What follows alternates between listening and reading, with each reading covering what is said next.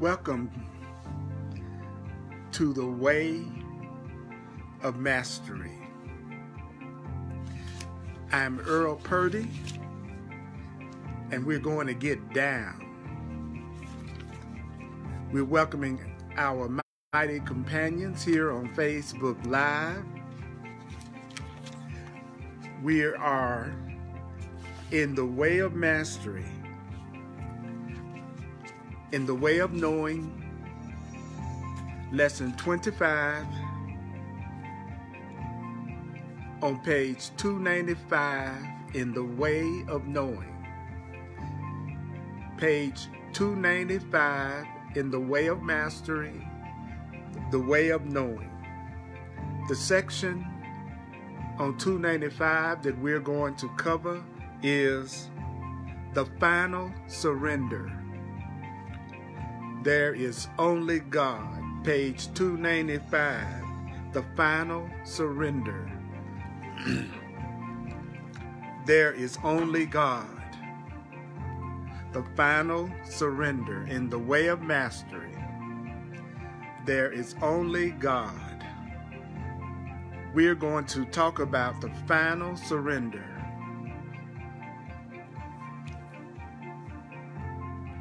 You got to be willing to do the final surrender. Now remember, you need not believe the ideas. You need not accept the ideas.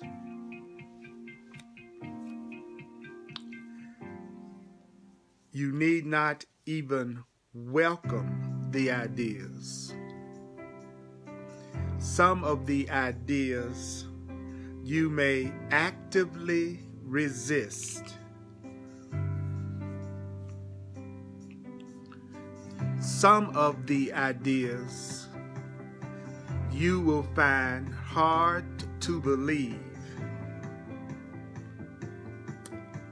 and others may seem to be quite startling. You are not asked to judge and analyze the ideas at all. Their use will give the ideas meaning to you and will show you that the ideas are true. Their use will give the ideas meaning to you and will show you that the ideas are true. In the Way of Mastery,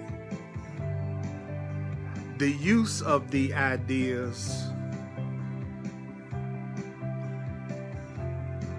will give the ideas meaning to you and will show you that the ideas are true. Hello, John, Caroli, Kim, Diana, and all the other mighty companions that are coming online right now. We are going to be in the Way of Knowing, in the Way of Mastery, and I'm going to do what I normally do. I'm going to go through the paragraph and just read right through it. And then I'm going to come back and we're going to go through the paragraph in detail. So on page 295. The final surrender. There is only God. Now take a breath. Don't forget that this is an opportunity for us to actually participate together live. So take a breath right now. I know we've been out in the world. Now it's time to bring our focus inward. And we're going to do the final surrender. There is only God.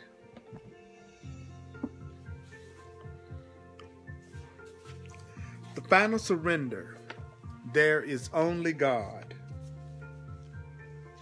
This is the surrender which is beyond the comprehension of all languages and theologies of your world. This final surrender is the surrender which is beyond the comprehension of all languages and theologies of your world, beyond all that can be spoken or uttered, yet not beyond what can be known, felt, realized, and lived.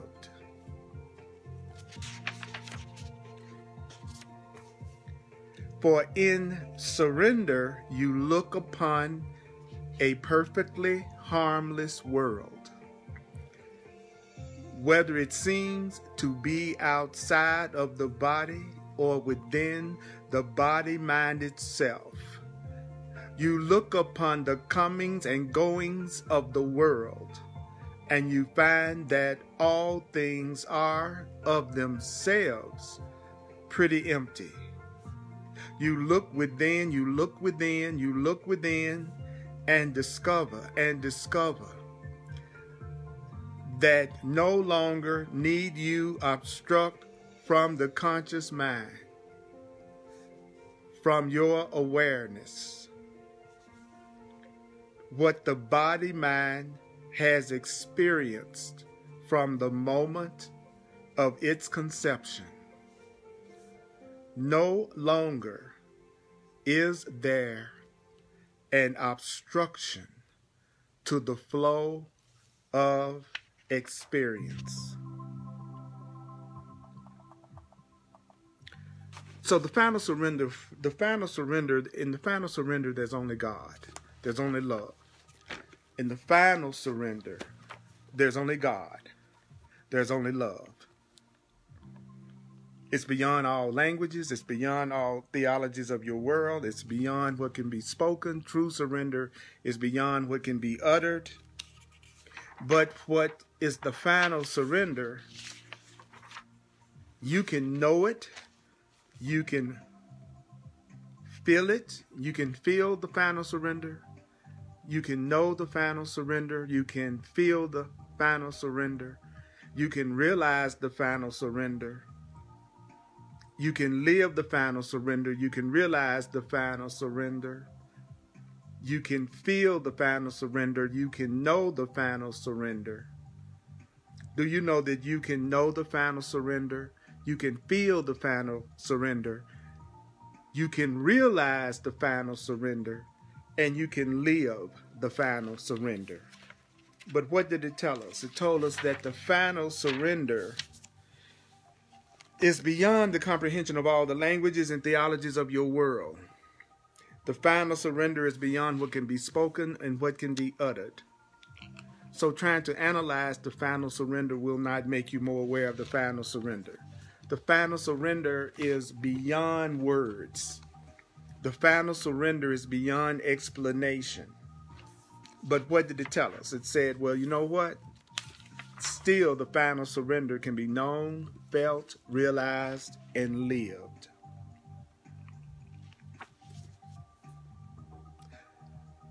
Then on page 296, it says, for in surrender, you look upon a perfectly harmless world.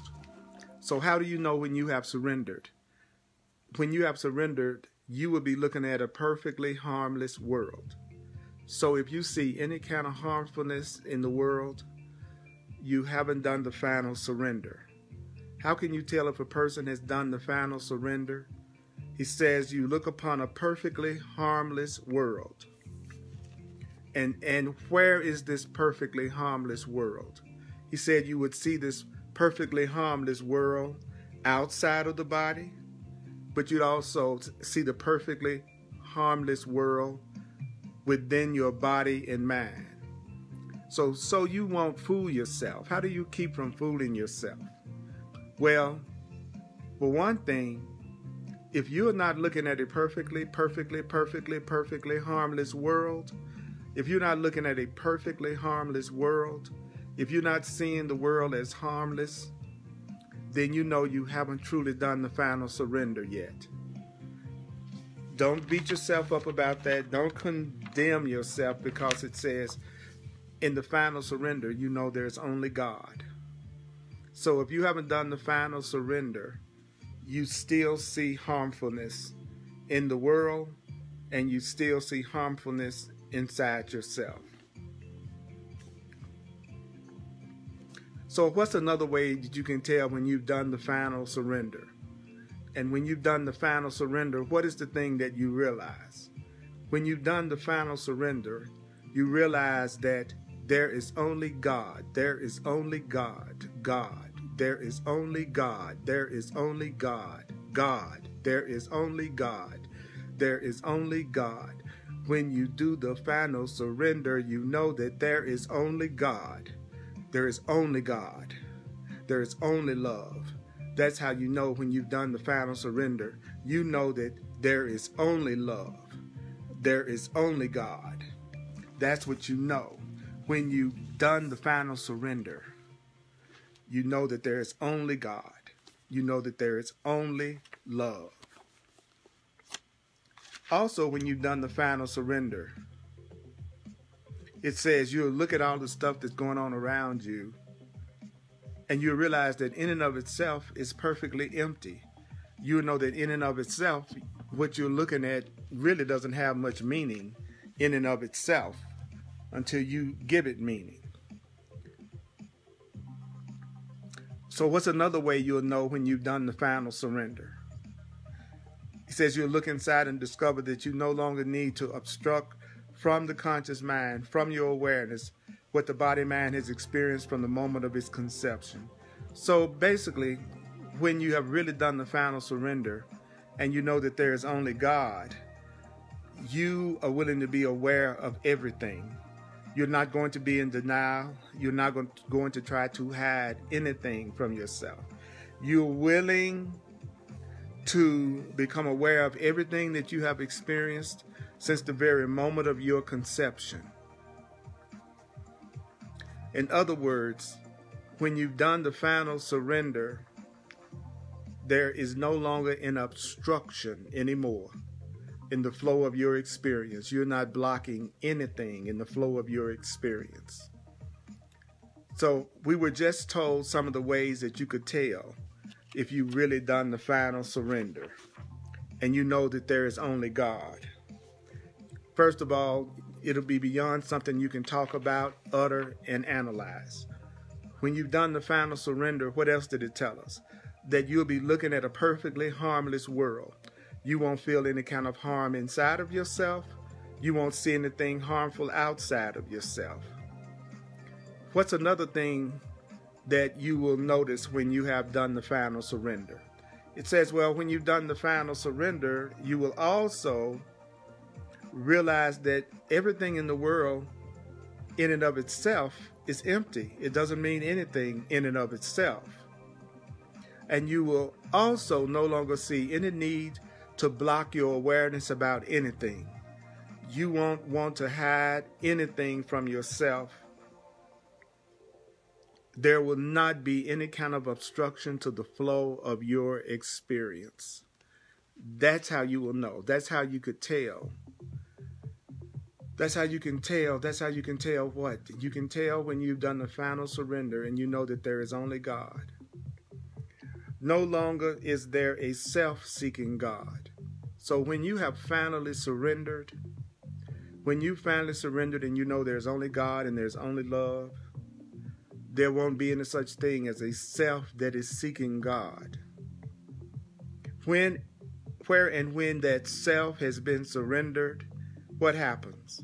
It says the mind awakens to the simple reality that there is only God.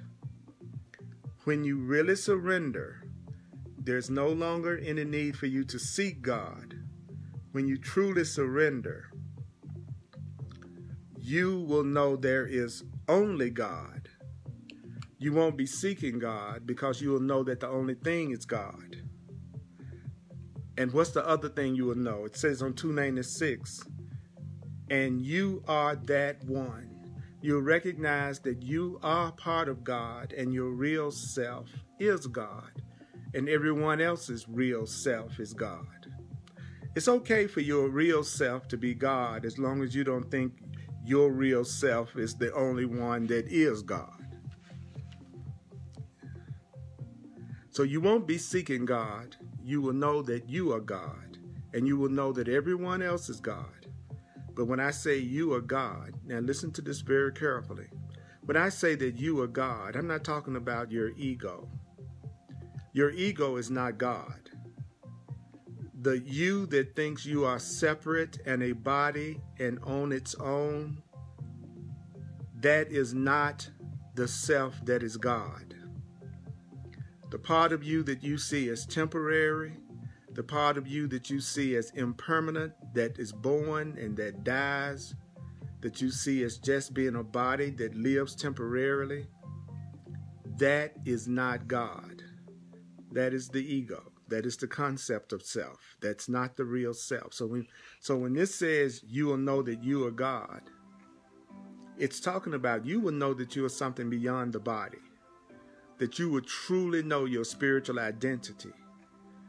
Not only that, it told us that, look here, just so that you won't fool yourself, when you really have surrendered and you know that there is only God, it will be beyond what words can analyze and words can explain. Do you know when you know that you are God, you will not be looking at a world that you think is harmful in any way, and you won't feel any harm on the inside of yourself, and you won't feel any harm on the outside of yourself. When you really surrendered, it told us what? It told us that you will see that most of the stuff in the world is pretty empty unless you give it meaning. What's another thing that you will know when you have surrendered to God? You will know that there will be no need for you to obstruct your experience. There won't be any need for you to block the flow of your experience. There won't be any need for you to be in denial about anything. How else will you know when you have finally surrendered? When you have finally surrendered, you will no longer be seeking God. And do you know that you will no longer be seeking God because you will know that you and everything and everybody else is God? That's right down, a no denial necessary. As you seek to find words to communicate to yourself or perhaps to another, the great wonder, the great mystery, the great truth, the great simplicity of awakening. Awakening into what? True knowing. You will strive to find a way to communicate, as I have tried to find ways to communicate with you. So you will be, when you do the final surrender, you will be trying to find the words to communicate most effectively. Do you know that when you really do the final surrender and you know that there is only God, you will seek to communicate to your brothers and sisters that there is only God. So when you've done the final surrender, the only thing that you would want to communicate to your brothers and sisters is that there is only God. There is only God means there is only love. When you have truly surrendered, no joke, when you have truly surrendered, you will want to communicate. You will want to communicate when you've truly surrendered. What you will want to communicate. What you will want to communicate is you will only want to communicate that there is only God. There is only God. Say that with me. There is only God. There is only God. There is only God. Let's chant that together. There is only God. There is only God. There is only God. There is only God. There is only God. There is only God. There is only God. There is only God. Let's say it. There is only God. There is only God. There is only God. Let's say it together now. There is only God. There is only God. There is only God. There is only God. There is only God. There is only God. There is only God. Let's say it now. There is only God. There is only God. There is only God. There is only God. There is only God. There is only God. There is only God. There is only God. There is only God. There is only God. There is only God. There is only God. There is only God. There is only God. There is only God, which is the same as saying there is only love. There is God means there is only love. There is only God means there is only love. There is only God means there is only love. And yet there is the power of the mind to perceive yourself as the created. There is the power of the mind to perceive yourself as the created, which in truth you are. The created. In truth you are the created. For God gives rise to God. Say what? God gives rise to God. Looking back upon himself. For God gives rise to God. Looking back upon God. God gives rise to God. Looking back upon God. Mystery of the pure content gives rise to temporary form in order that pure mystery might be apprehended. Mystery of pure content gives rise to temporary form in order that pure mystery might be apprehended. The mystery of what we truly are, which is pure content. Pure content gives rise to temporary form. And right now we are in a temporary form, so that this pure mystery of where we came from and who we are might be apprehended. You are in a temporary form, so that this mystery might be solved. The mystery of who you really are. The mystery of who you really are. You're in this temporary form so that you might apprehend and come to know the incredible mystery of who you really are. That's right, Diana. There's only God. There's only God. There's only love. I'm looking at the comments. We are so blessed to know this. In truth, we are the creator. God gives rise to God. Looking back upon God. Love this lesson. I am on cloud 9. I know what you feel like. I feel the same way. I love doing this stuff. Other comments. Love will be all there is when I surrender. I will try to find the best words to communicate effectively. These are comments. I will know God. No denial is necessary. This is such beautiful, great news beyond words.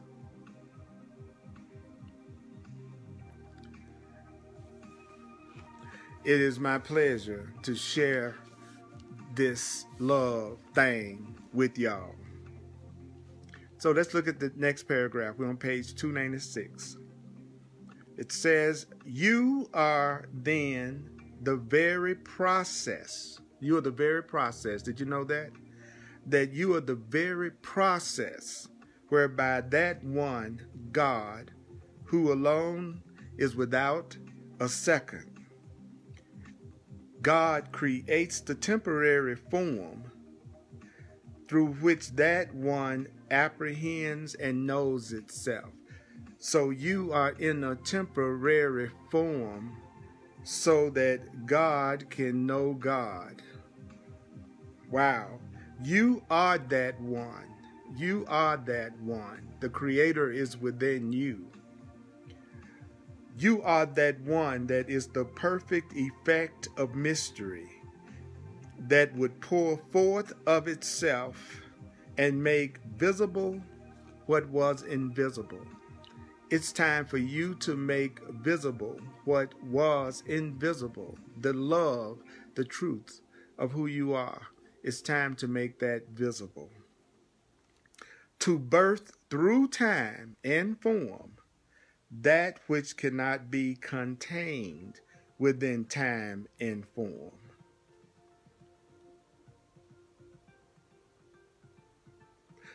Do you know you were birthed through time and form, but what you really are cannot be contained in time and form?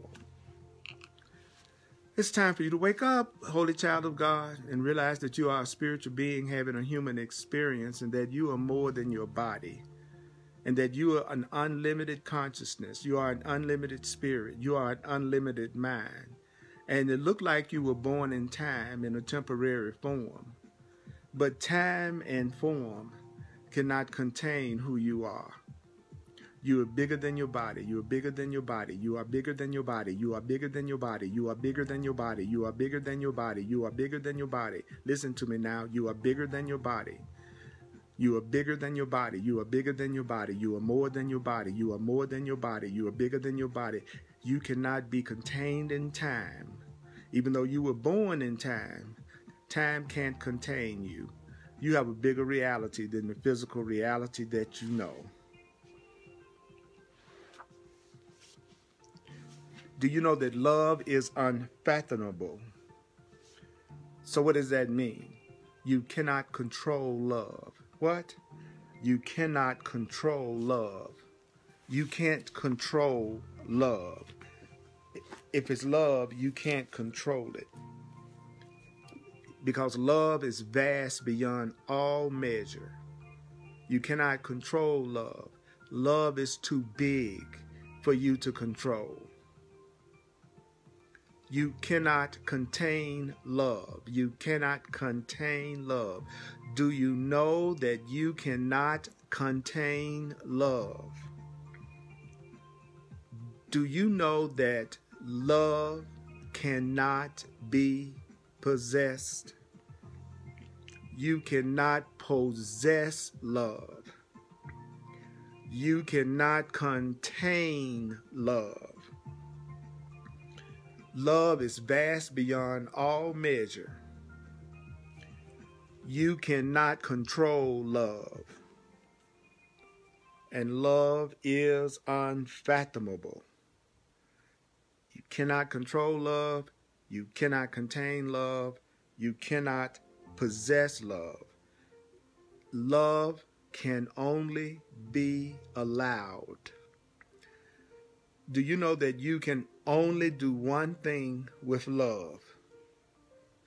The one thing that you can do with love is allow it. I allow love. I allow love. I allow love. Say it.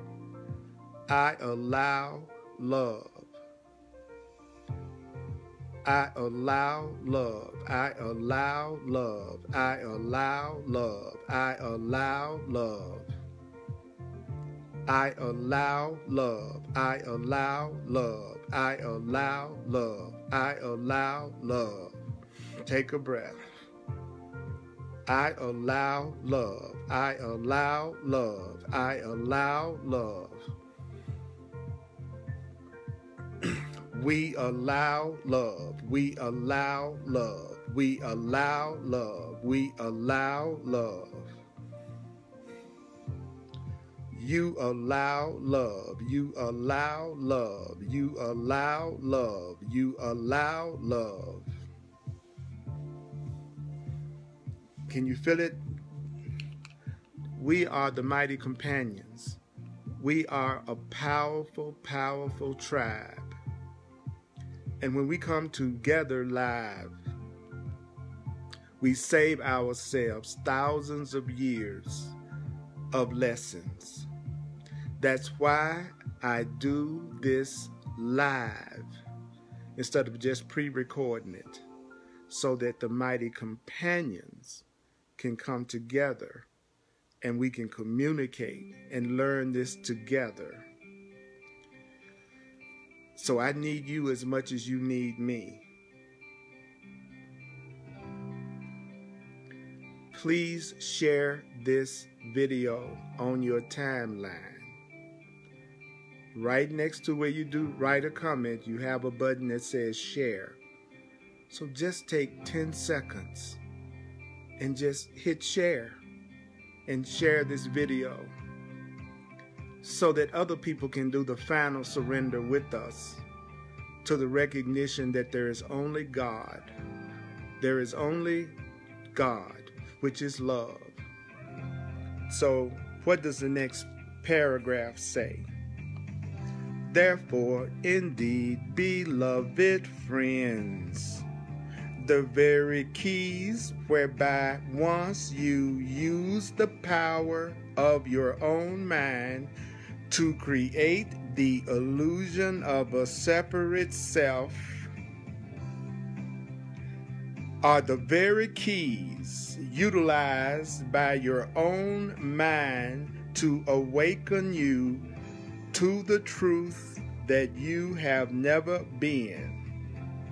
There is only and always this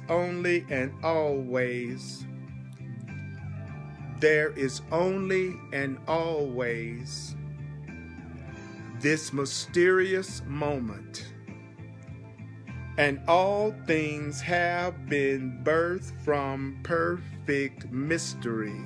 Everything has been born from perfect mystery.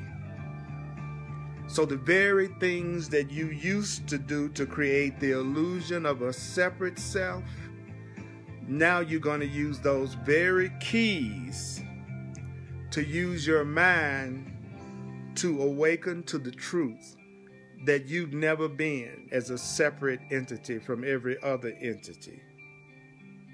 The one thing that you will always have that you can count on, always, is you are going to have this mysterious moment. This is a mysterious moment.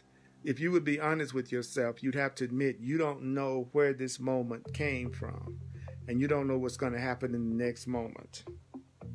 So that means that all things have been birthed from perfect mystery. The truth is, you don't really know where anything really came from. The truth is, you don't really know what anything really is at this level of consciousness.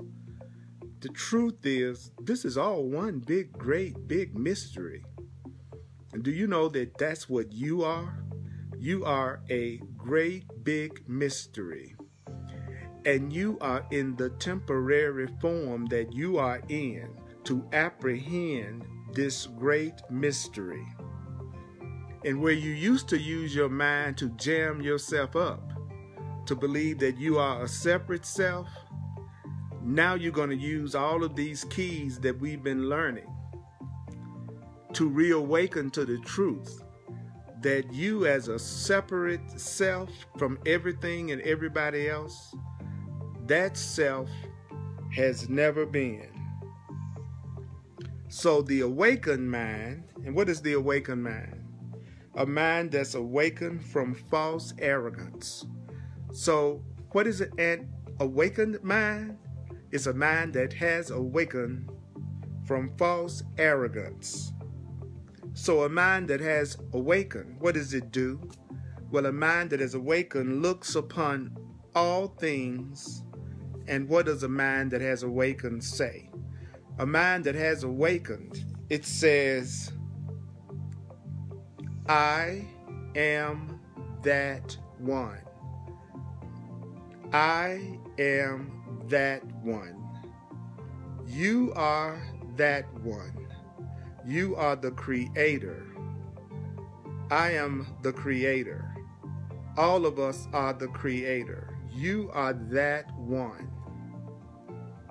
Yet no trace of separation, no trace of duality exists because you're not apart from all things that are arising. So there is no separation.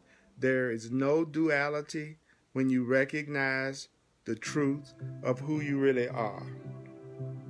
You are the wind that blows through the trees. You are the whips of a cold winter rain. You are the warmth of the sun upon the skin of the body. That's you. You are the embrace of a lover. You are the laughter of a child. That's who you are. Do you know that the awakened mind, on page 297, the awakened mind that abides in perfect knowing, do you know that the awakened mind, that's a mind that lives in perfect knowing? That mind no longer obstructs perception. So what happens when your mind wakes up? You have a complete certainty. You have a complete knowing. And you do not obstruct in perception. You don't obstruct any perceptions you have. You don't obstruct any feelings that you have. You don't obstruct the flow of thought. You don't obstruct the flow of experience. When you have truly awakened and you know that you are God and all are God and you are part of God, we are part of that one love, you no longer look to see how you can make things different than the way they are. When you have fully awakened spiritually, you will not be trying to make things different than the way they are. When you have awakened and you have an awakened mind, you just look and you live from what your mind most truly wants. So what is it that your mind wants more than anything? What is it that your being wants more than anything according to the way of mastery? Well, I'll tell you. The one thing your mind wants more than anything is simply to abide in its own nature. What you want more than anything is to allow life to flow from that true nature of yours. You would want to dance. You would want to dance in the infinite myriad displays of form. What? When you truly wake up, you will just want to live in your own nature. You will just want to be yourself. When you truly wake up, you will just want to live as who you naturally are. You will just want to be in your true nature. Do you know that when you fully wake up to who you really are, your life will flow from that true nature? Your butt will be dancing, and you will be dancing in so many different ways and so many different forms. So some of the comments are, "That feels so good to my soul, Earl. There is no separation. We are all one. I am the wind that blows through the trees. I am the embrace of a lover. I am the laughter of a child." Comments, "Yes, that's exactly how I feel. Let all things be exactly as they are. I am a part of that one. I have an awakened mind. God." Comments, "The one thing that my mind wants more than anything is simply to abide in my own true nature. Amen." Dance in the myriad displays of form. When I truly wake up, I will only want to be and live in my true nature. I live in my true nature. Comment, "Hot dog, I'm looking forward to my full awakening." Hot dog, I'm looking forward to my full awakening. I'm right with you. So on page 297, in the second paragraph, it says, well, what then is required for true knowledge to exist? What's required for true knowledge to exist? Well, what is indeed required? What is indeed required to abide in the way of knowing? How are you going to live in the way of knowing? How are you going to... What's required for you to recognize that true knowledge exists? What's required to live in the way of knowing? Well, you have to fully accept something. If you want to truly live in the way of knowing, you have to fully accept this. Listen very, very carefully. Listen very carefully. If you want to live in the way of knowing, the way of absolute certainty, this is what you have to fully accept. Not one trace of your seeking has ever brought you closer to reality. Fully accept. Not one modality has ever held the power to bring you closer to God. To have knowledge, fully accept. Not one modality has ever held the power to bring you closer to God, and that never could it have ever been truly possible for you to make progress toward the consciousness of God. For all the while you have been the one you are seeking. Your true self is the God that you are seeking. You have been the one you have been looking for, pretending to be a seeker. You are the one you are seeking, and you are pretending to be a seeker. And for that reason, and for what reason have you entertained the thought of separation? Why did you come up with the thought of separation in the first place? If everything comes from our thoughts, so separation must have ultimately come from our thinking. What reason have you entertained the thought of separation? Well, it says the reason is simply this. You entertain the thought of being separate just to do it. Even though you are an unlimited being connected with all that is, the reason why you're in a world that it looks like you're separate from everybody else and everybody else is separate from everybody else, the way of Master says is you're in a world like this because you entertain the thought of separation just to do it. You experiencing yourself as separate just to do it. You are experiencing yourself as a separate entity, as a separate person. You did that just to do it. You are God consciousness. You are spirit. You are connected to everyone and everything. But you had the thought of what would it be like to be separate? What would it be like to experience myself as a separate entity? What would it be like to see myself as separate from God in love? You did this just to do it. You did this just to do it. You put yourself in a separation just to do it. For the mind of God doesn't deny any possibility. So what does that mean? It means that since you have the mind of God, you can have it any way you want it. You can imagine anything and then give yourself that experience.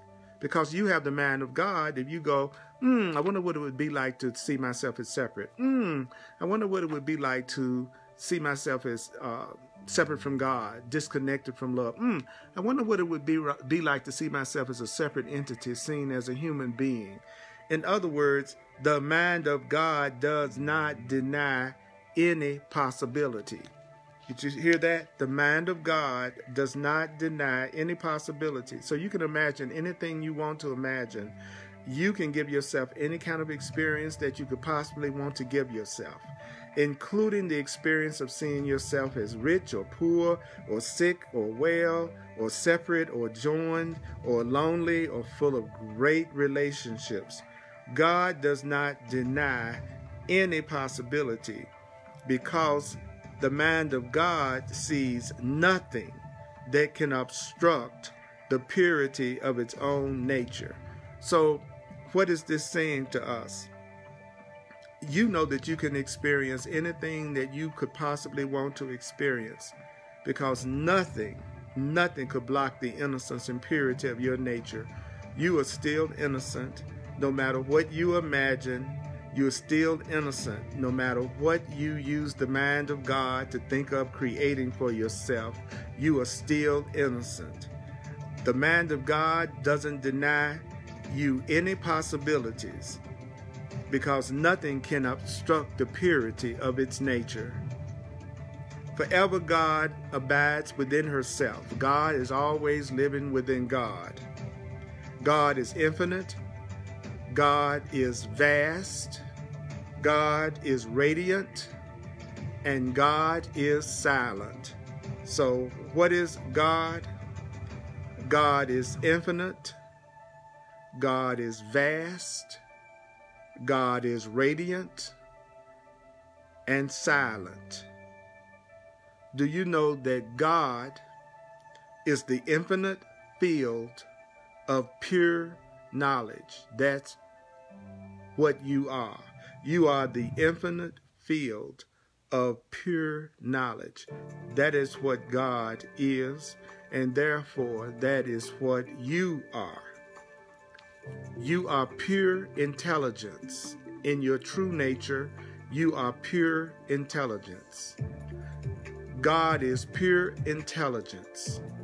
God is pure intelligence, out of which all things and all possibilities arise. All things arise out of God. All possibilities arise out of the mind of God. That is why I, Yeshua, once said unto you, you have never looked upon another, for you see only yourself. You see only yourself. You have never looked upon another. You have never looked upon another. You have never looked upon another, for you see only yourself. When you look at me, you are looking at yourself. When you look at me, you're looking at yourself. When you look at my face, you are looking at your face. When you look at my face, you are looking at your face. When you're looking at me, you are looking at you. When you're looking at me, you are looking at you. When you're looking at me, do you know that you're looking at you? When you're looking at me, you have never looked upon another, for you see only yourself. That's what an awakened mind knows. We're on page 297, lesson 25. You remain as you are created to be. We are in the section called The Final Surrender. There is only God. And we are on page 297. So let's go to the next paragraph. It says, you are free to judge yourself. What did you say? You are free to judge yourself. How? By judging your brother, you are judging yourself. Thereby create a form of experience. So, you are free to judge yourself by judging your brother and thereby create a form of experience. When you judge someone else, you are creating a form of experience for yourself. When you judge somebody else, you are creating a form of experience for yourself. When you judge somebody else, you are creating a form of experience for yourself. But even that form of experience is only the perfect reality of God. Even if you judge somebody, the experience that you have is only the perfect reality of God. Even if you judge somebody else, which creates a form of experience for you, that form of experience is only the perfect reality of God. That's all that experience is. When you judge a brother or sister, you create a form of experience, and even that form of experience is only the perfect reality of God. And that is what you are. So what are you? You are the perfect reality of God. That's what you are. That's what you are. You are the perfect reality of love. That's what you are. You are the perfect, I mean perfect, complete reality of love. That's what you are. That's all you are. You are the perfect reality of God. No matter what you create through your judgments, no matter what experiences you create, you are only the perfect reality of God. That's what you are. That's what you are. Guess what? You are only the perfect reality of God. So what then requires true knowledge? So what is it that requires true knowledge? What is it that requires true knowledge? Well, what requires true knowledge? What is it that requires true knowledge? Let's see. What is it that requires true knowledge? God does. God does require true knowledge. From the very moment that you first had the thought, I want God, from the very moment that you first had the thought, I want God, from the very moment you had the thought, I want God, even that thought, I want God, had appeared within the field of what you believe is your limited awareness. Even when you thought the thought, I want God, it says that thought appeared within the field of what you believe is your very limited awareness as a limited body mind. Even when your mind was racked by fear and doubt and guilt and all the rest. So all of the guilt and fear and doubt, all of it is illusion. All of your fear, all of your doubt, all of your guilt, all of it is just illusion. It's just a false idea. All of your guilt, all of your fear, and all of your doubt is just an illusion. It is not permanent. It is not real. It was not made by God. So therefore, fear, doubt, and guilt, and all the rest cannot last. You may feel the fear, you might feel the guilt, you might feel the doubt, but all of it cannot last because it wasn't made by God. It wasn't made by love. And anything that wasn't made by God or made by love is an illusion.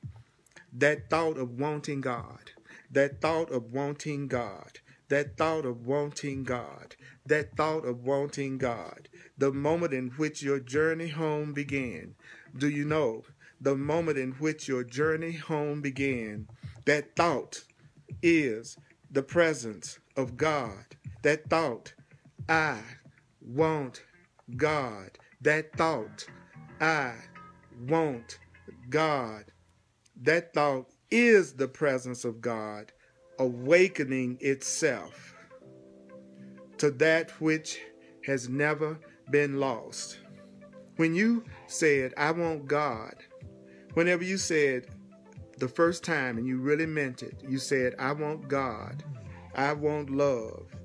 That thought was the presence of God inside of you, awakening itself. So how can you tell when the God inside of you has awakened?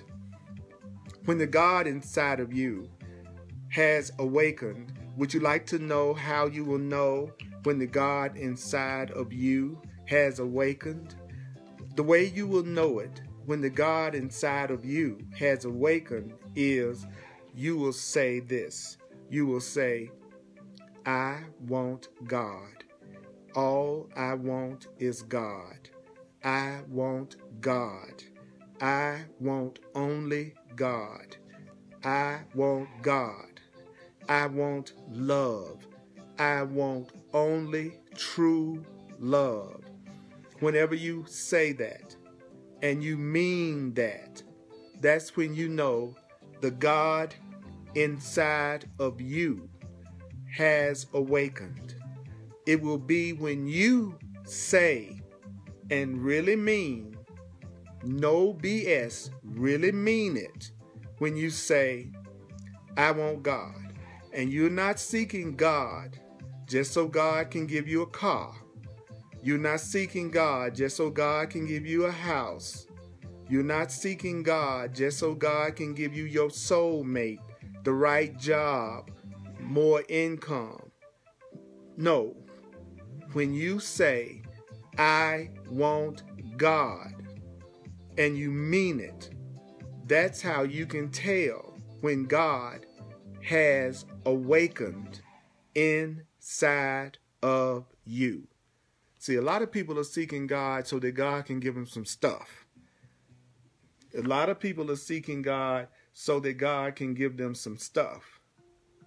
And that's not the same as seeking God because you want to know God. You want to know your creator. You want to know yourself as creator.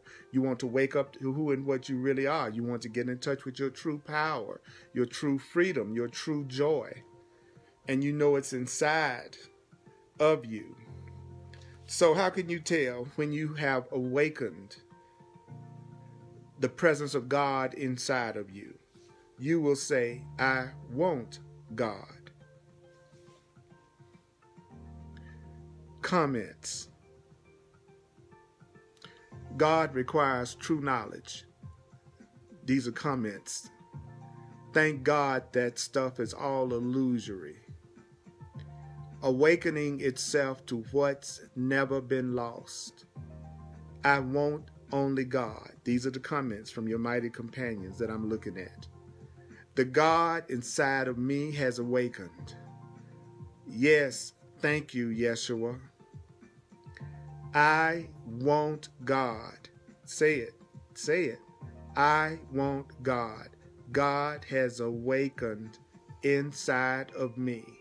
I want to know all of God. I want God only, and I mean it. I want love, and I mean it. Beautiful. These are comments. Then on page 297, the next paragraph, next to the bottom, it goes, God is what requires true knowledge. So what is it that God requires? What is it that love requires? Love requires true knowledge. The thirst that you have felt for God is God's thirst for herself. Your thirst for God is God's thirst for God. Your thirst for God is God's thirst for God. Your thirst for love is love's thirst for love. You are literally the field of awareness of God. What are you? The field of awareness of God, in which God has awareness of God, because you are the power of God. You, the real you. You are the power of God. You are God's awareness of God. You are literally the field of awareness of God. And only by that power, only by the power of God, only by the power of God, have you ever been able to be aware of anything? Do you know that you are aware of things because of the power of God? Do you know that it's only because of the power of God that you are aware of anything? It's only because the power of your Creator that you are aware of anything. It's only because the power of God that you are aware of anything. Your awareness of this is because of the power of God. That's where you are. That's why you are aware of this, that you are aware of right now. everything that you are aware of right now. You are only aware of it because of the power of God. And only by that power have you ever been able to be aware of something that has appeared to be other than God. It's through the power of God that you are even aware of everything other than God. It's only by the power of love that you are even aware of anything other than love. Even if you are aware of fear or guilt or anger or upset, that's still coming from the power of God. Your awareness of everything is a result of the power of God. For even fear rests in love. Even fear is surrounded by love. The fear that we have, even though we may feel fear in our unawareness, we are still surrounded by love because fear rests in love.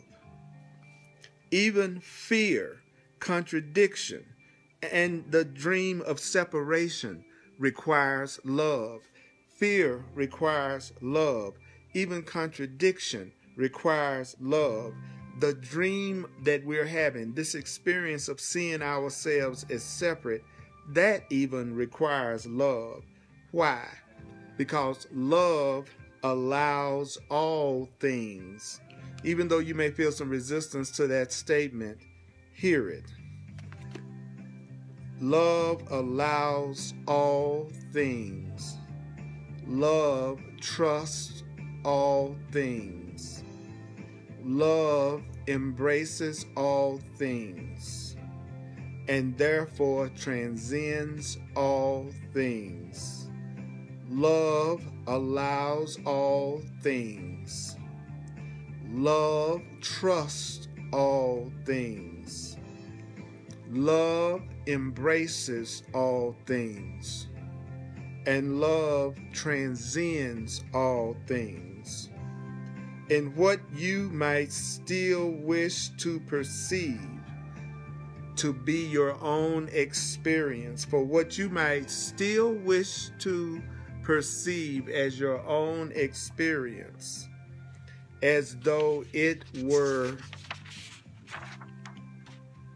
separate and apart from your brothers and sisters. So what did that sentence say? It says, in what you might still wish to perceive to be your own experience, as though it were separate and apart from your brothers and sisters, as though you are having an experience, though it were separate and apart from the twinkling of the stars and the dance of the sunlight upon the water and the thought in the brilliant mind of a scientist and the cry of a newborn child, even if you wish yet to remain, even if you wish yet to maintain that you have something called private experience, even though you may yet wish to maintain what you have, even though you may wish to maintain that you have something called your own private experience. That private experience has required the presence of God. Even if I think I'm having my own private experience required the presence of God and the presence of love. So even if you still are fooled into thinking that you have your own private experience that's separate from everybody else's experience, your own private experience still requires the power and the love of God. Any experience that you have, even an experience that you think of as your private experience, still requires the presence of God. Every thought you have ever held, every thought that you have ever held, every thought that you have ever held has existed only because the love of God allowed it. That means any thought and every thought that you ever had, you only have been allowed to have it because a God allowed you to have it. Any thought or feeling or emotion or any experience that you've ever had, every thought you've ever held has existed only because love has allowed it. Every experience that you've ever had has only only existed because God allowed it, love allowed it, God allowed it. And every experience, every bit of awareness, every bit of knowledge that you have, it has required God's power for you to have it. There's nothing that you do, there's nothing that you experience that is not linked to the power of God. Because love does the thing that is hard for us to even comprehend. The thing that love does is this. Love allows all things. Love trusts all things. Love embraces all things. And love transcends all things. So even though you might still wish to perceive that you have your own personal private experience, the Way of Mastery says that that private experience required the presence of God. There's not anything that you do that doesn't require the presence of God. Every thought you've ever held has existed only because love has allowed it. That was the final surrender. There is only God. So we'll do a quick recap on that. Don't forget, listen to this over and over and over again. Don't forget, listen to this watch this over and over and over again. It's my pleasure and my honor to share and to teach and learn with you. If this has been a powerful, helpful experience to you, and you'd like to make a financial expression of appreciation, as I am a full-time teacher, I want to make what I do available to everyone freely, regardless of their financial situation.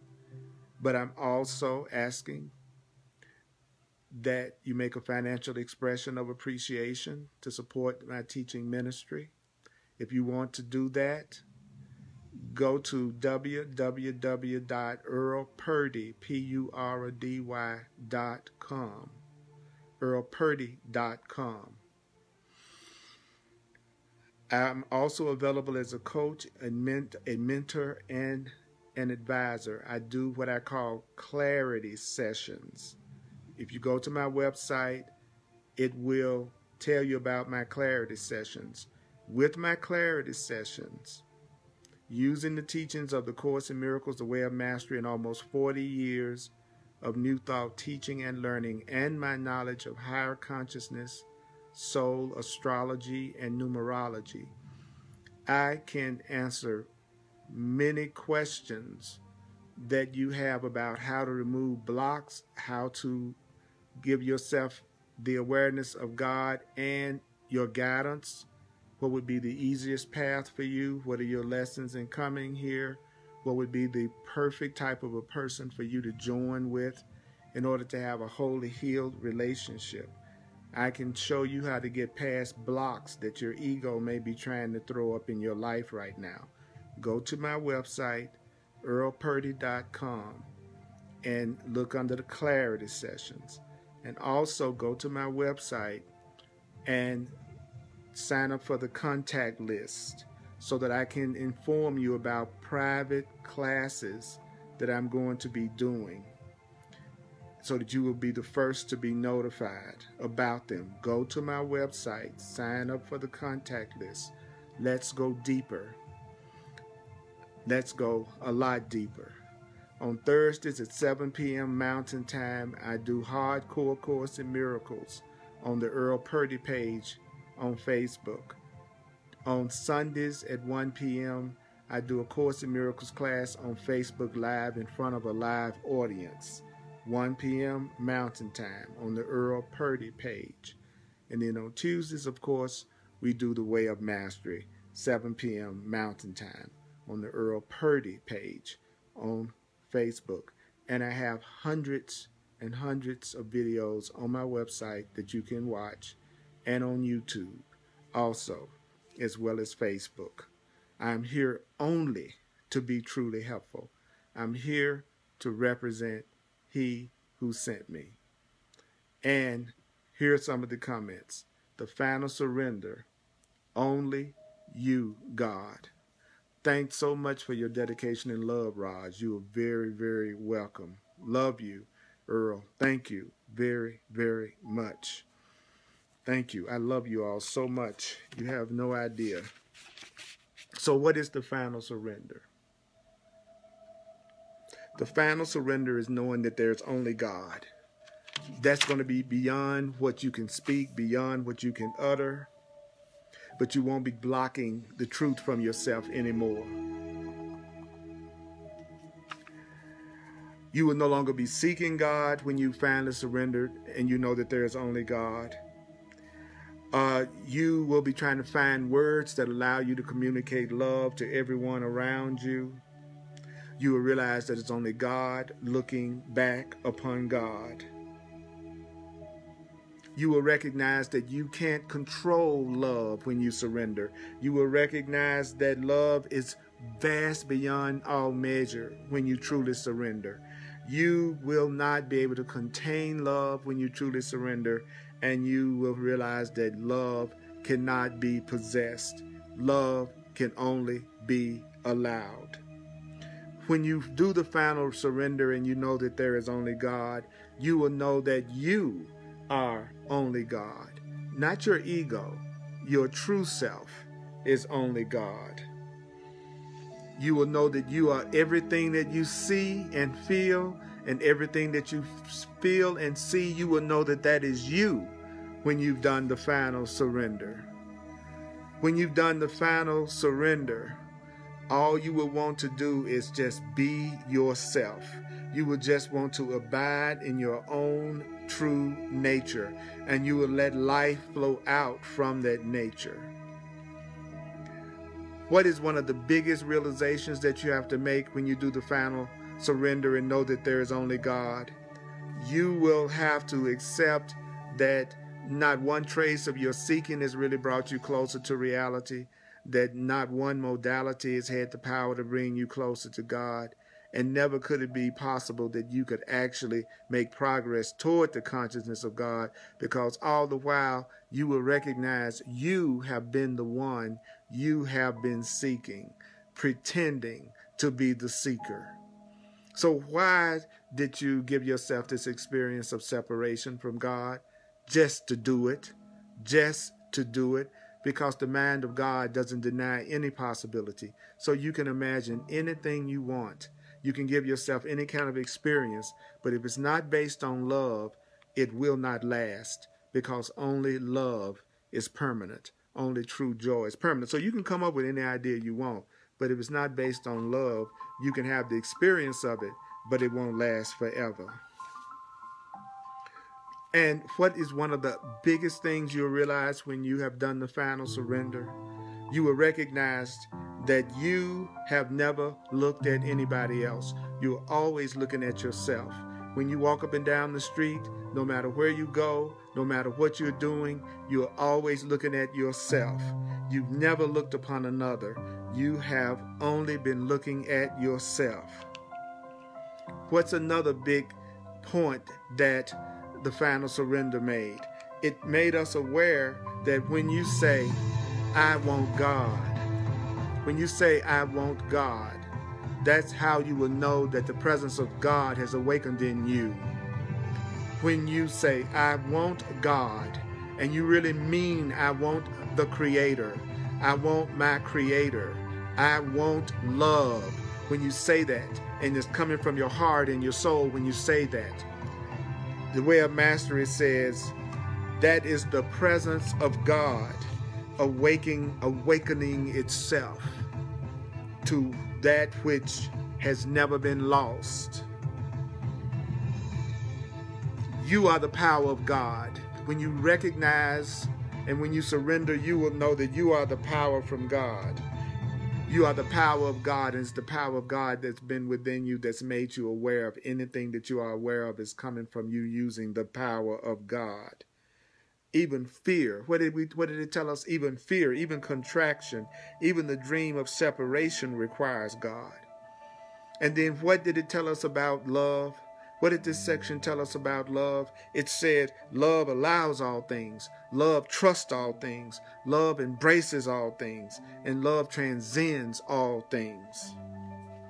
So even in what you think of as your private experience, what did the Way of Mastery say about your private experience? It says your private experience, even your private personal experience, has required the presence of God.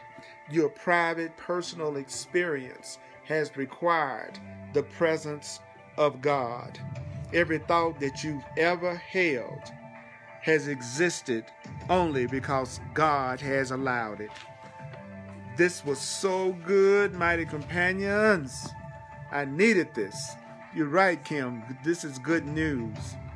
The crazy world we created will not last. I love that everything has been created with a fail-safe. Do you know what the fail-safe is? The fail-safe is that anything that is not true love will not last. Anything that's not based on the truth of God and true love will not last. So yeah, you can imagine yourself as being separate. You can imagine yourself as being a villain. You can imagine yourself as being a hero. You can imagine and give yourself any kind of experience that you want, because the mind of God does not deny any possibility. But just realize, if anything that you try to make, anything that you imagine is fear-based, separation-based, and not based on the truth of our oneness, that will not last. You can give yourself the experience, but it won't last, because only God is real. Only love is real. Only the truth is real. Never forget that. The truth will last forever. Mighty companions, I love you. And guess what? Share this video. Like my page. And remember that I always want to remind you and ask that may the course be with you. I love you. See you next time.